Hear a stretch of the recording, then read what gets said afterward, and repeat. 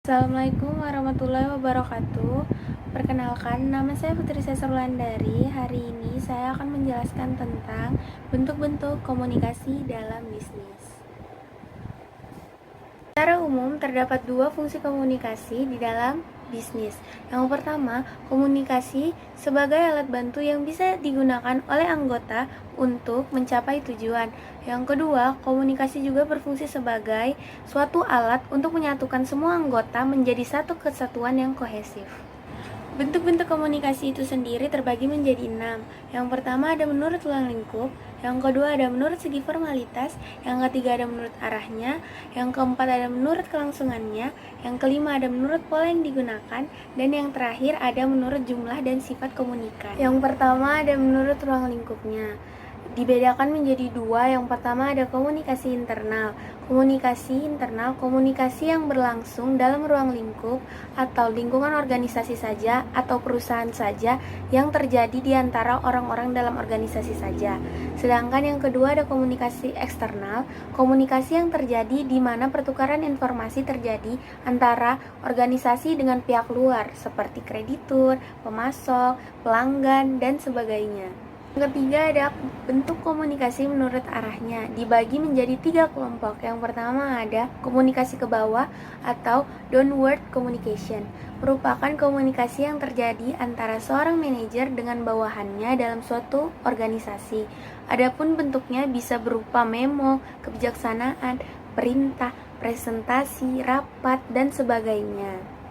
Yang keempat ada bentuk komunikasi menurut kelangsungannya, dibagi menjadi 2 kelompok. Yang pertama ada komunikasi langsung. Komunikasi langsung itu proses komunikasi dilaksanakan secara langsung tanpa bantuan perantara orang ketiga ataupun media komunikasi yang ada dan tidak dibatasi oleh jarak. Sedangkan yang kedua ada komunikasi tidak langsung. Proses komunikasi dilaksanakan dengan bantuan pihak ketiga atau bantuan alat media komunikasi.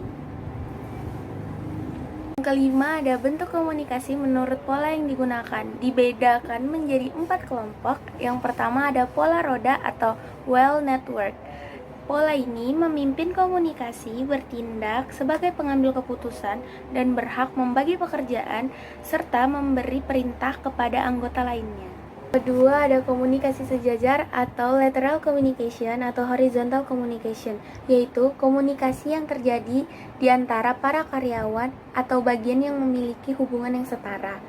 Terus itu yang ketiga ada komunikasi ke atas atau upward communication. Komunikasi ke atas merupakan komunikasi dari bawahan ke atasan atau ke manajer, biasanya dalam bentuk laporan baik secara tertulis maupun secara lisan.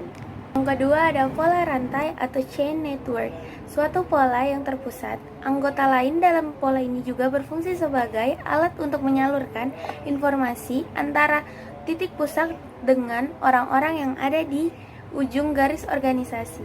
Ketiga ada pola lingkaran atau circle network.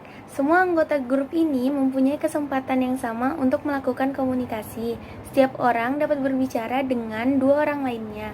Dengan demikian, maka setiap individu membuat keputusan berdasarkan informasi yang sudah tersebar merata. Yang keempat ada pola bintang atau star network, merupakan pola yang sangat terbuka dalam proses pengambilan keputusannya. Dengan pola ini, bawahan akan sangat terdorong untuk terlibat dan memberikan kontribusi secara optimal dalam pengambilan keputusan. Yang kedua ada bentuk komunikasi menurut segi formalitas, dibagi menjadi 2. Yang pertama ada komunikasi informal. Komunikasi informal terjadi di dalam suatu organisasi atau perusahaan yang tidak ditentukan dalam struktur organisasi dan mengabaikan hierarki organisasi. Dalam komunikasi informal, proses komunikasi terjadi di antara para anggota organisasi atau perusahaan tanpa menggunakan jalur komunikasi formal yang berlaku di organisasi tersebut. Sedangkan yang kedua ada komunikasi formal. Komunikasi formal merupakan komunikasi resmi yang mengikuti rantai perintah dalam struktur organisasi suatu perusahaan. Komunikasi yang tata caranya telah diatur dalam struktur organisasi dapat terjadi secara vertikal maupun horizontal. Dalam komunikasi formal, arus komunikasi yang terjadi secara formal sesuai dengan struktur organisasi.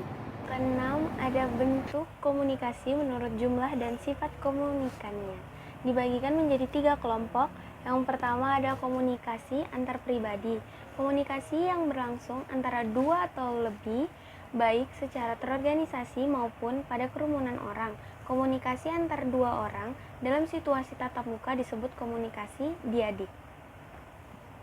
Yang kedua ada komunikasi antar kelompok. Komunikasi yang berlangsung antara beberapa orang dalam suatu kelompok kecil seperti di dalam rapat, pertemuan, konferensi, dan sebagainya. Tiga ada komunikasi massa. Komunikasi yang menggunakan media massa, baik cetak ataupun elektronik, yang dikelola oleh suatu lembaga, yang ditunjukkan kepada sejumlah besar orang yang tersebar di banyak tempat. Sekian penjelasan materi bentuk-bentuk komunikasi di dalam bisnis dari saya. Jika ada kesalahan kata, pengucapan, dan penjelasan dari saya mohon maaf. Terima kasih telah menonton dan Assalamualaikum warahmatullahi wabarakatuh.